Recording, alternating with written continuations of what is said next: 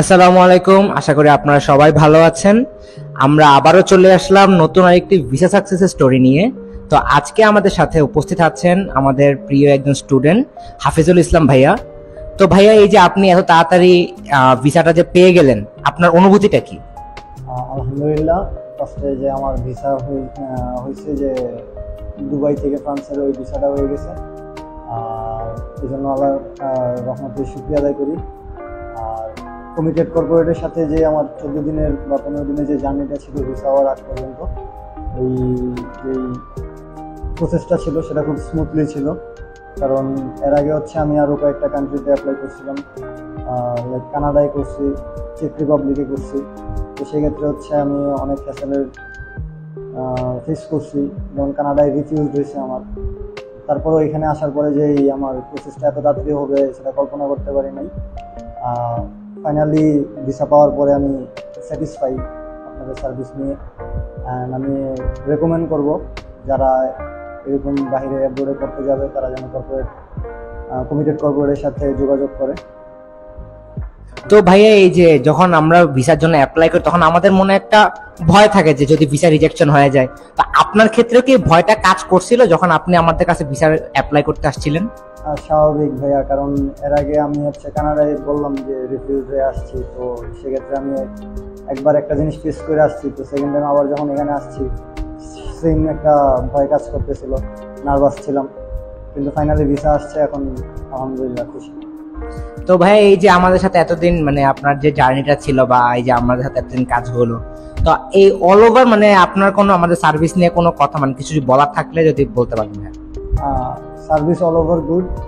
আমি রেকমেন্ড করবো আমার ফ্রেন্ড সার্কেল যারা আছে তারা যদি বাইরে অ্যাব্রোডে করতে যায় বা আরও যারা বাইরে পড়তে যাবে তাদেরকে বলবো যে কমিটেড কর্পোরেটের সাথে যোগাযোগ করার জন্য। আসলেই সার্ভিসটা খুব ভালো ছিল।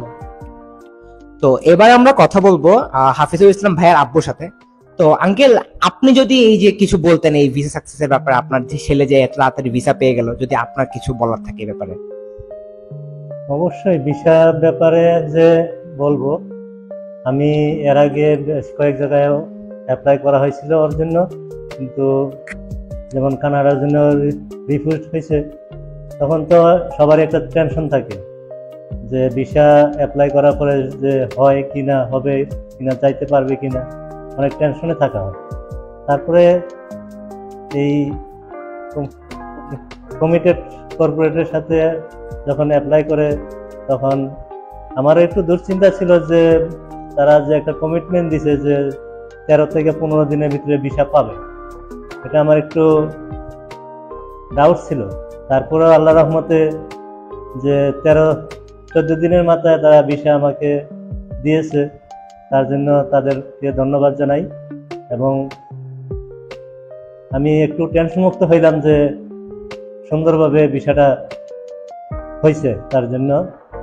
তো ভাই, এই যে আপনার মতো তো অনেক শিক্ষার্থী যারা আছে বা এইচএসসির পর বলেন বা অনেক শিক্ষার্থী যারা আছে তারা কিন্তু বিদেশে যাওয়ার স্বপ্ন দেখে আপনার মতনই। তো আপনার এই যে এক্সপিরিয়েন্সটা যে আপনি এখন পেলেন, এই এক্সপিরিয়েন্সের ভিত্তিতে আপনি তাদেরকে যদি কিছু বলতেন তাহলে একটু ভালো হতো। বাইরে পড়তে যাওয়া আসলে একটা স্বপ্ন বলতে গেলে, ড্রিম থাকে সবারই যে বাইরে পড়তে যাবে। তো এখন সবার তো আর সব কান্ট্রিতে যাওয়া পসিবল হয় না। যেমন কানাডায় খুব টাফ, অস্ট্রেলিয়া, ইউএসএ এগুলোতে যাওয়া একটু টাফ।